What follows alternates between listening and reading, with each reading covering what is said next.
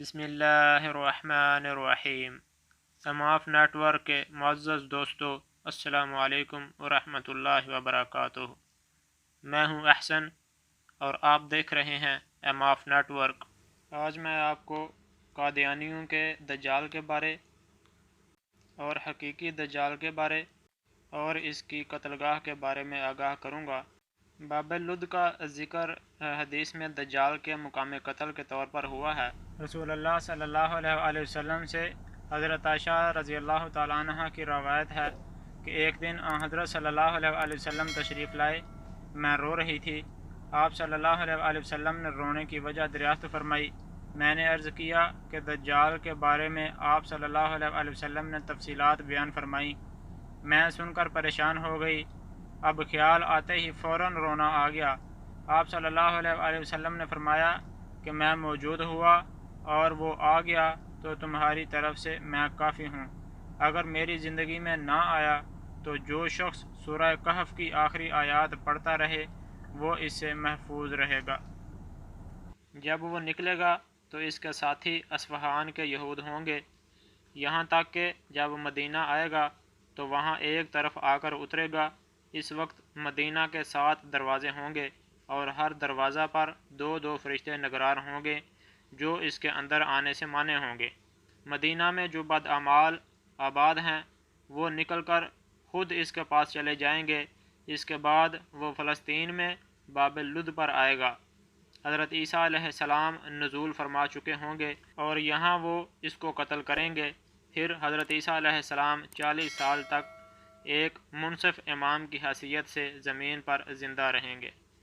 ابھی میں آپ کو دجال کی قتل گاہ کے بارے میں بتاتا ہوں۔ آج سے 1400 سال پہلے لد کے مقام پر ایک چھوٹا سا گاؤں تھا۔ حضرت عیسیٰ علیہ السلام کے ہاتھوں دجال کے اس مقام پر قتل کی بظاہر کوئی وجہ سمجھ نہیں آتی تھی، تاہم مسلمان کئی صدیوں تک باب لد کی اہمیت جاننے کی کوشش کرتے رہے ہیں۔ تاریخی اعتبار سے لد ایک قدیم شہر ہے۔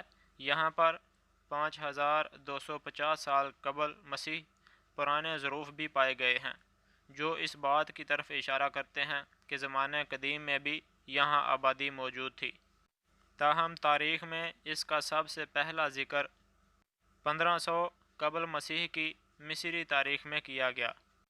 تاریخ کے سفر کے دوران اس شہر پر کئی اقوام کا قبضہ رہا اور فاتحین نے اس کو کئی نام دیے۔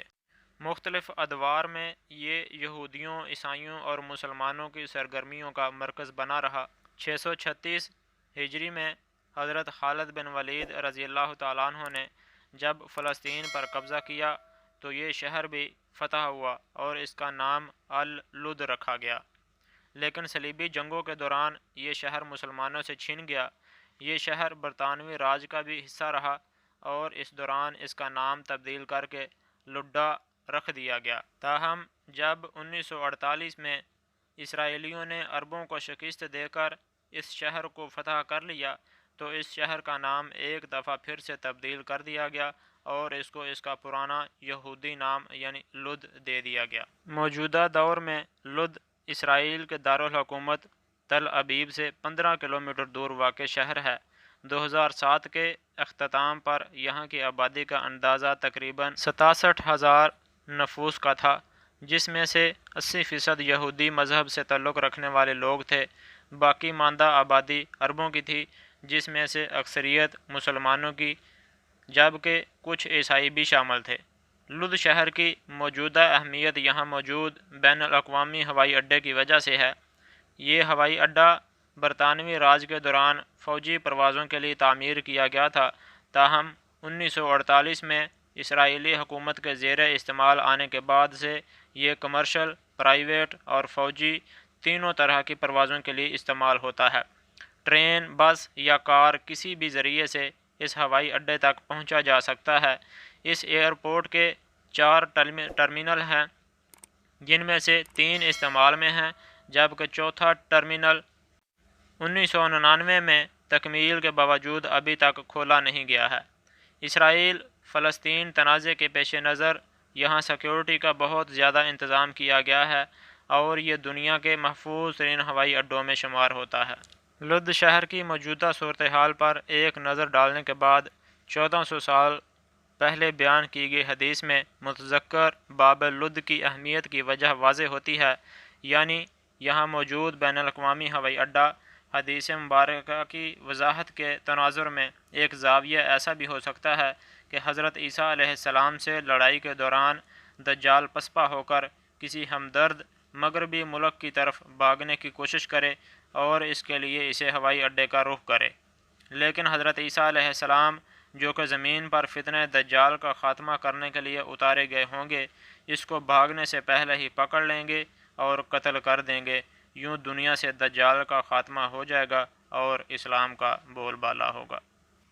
یہاں میں اب آپ کو قادیانیوں کے دجال کے بارے بتاتا ہوں کہ قادیانی مرتد کس کو دجال مانتے ہیں اور کیوں مانتے ہیں۔ یہ آپ تصویر دیکھ رہے ہوں گے، یہ جہاز کی تصویر ہے۔ قادیانی مرزائی حضرات جہاز کو دجال مانتے ہیں۔ اس میں حدیث نبوی پیش کرتے ہوئے کہتے ہیں کہ حضرت ابو ہریرہ رضی اللہ تعالیٰ عنہ سے روایت ہے کہ رسول اللہ صلی اللہ علیہ وآلہ وسلم نے فرمایا، دجال ایک ایسے گدھے پر سوار نکلے گا جو چاند کی مانند روشن ہوگا اور اس کے کانوں کے درمیان 70 با یعنی 70 گز کا فاصلہ ہوگا۔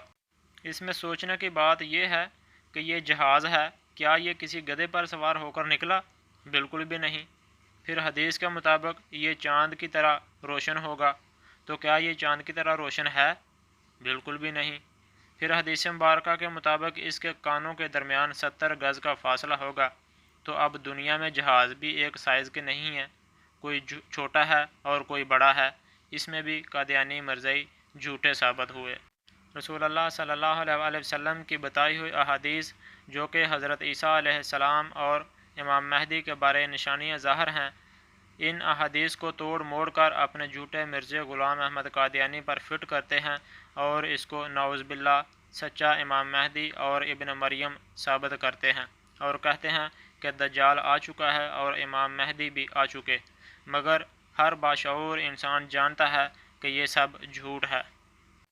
اور دوسری نشانی اس کو سچا ثابت کرنے کے لیے یہ پیش کرتے ہیں، جو تصویر آپ کے سامنے موجود ہے۔ اس تصویر میں قادیانیوں کی طرف سے بتایا گیا ہے کہ یاجوج ماجوج آسمان کی طرف تیر پھینکیں گے، اس لیے اب یہ بھی رسول اللہ صلی اللہ علیہ وآلہ وسلم کی پیشن گوئی سچ ثابت ہو گئی۔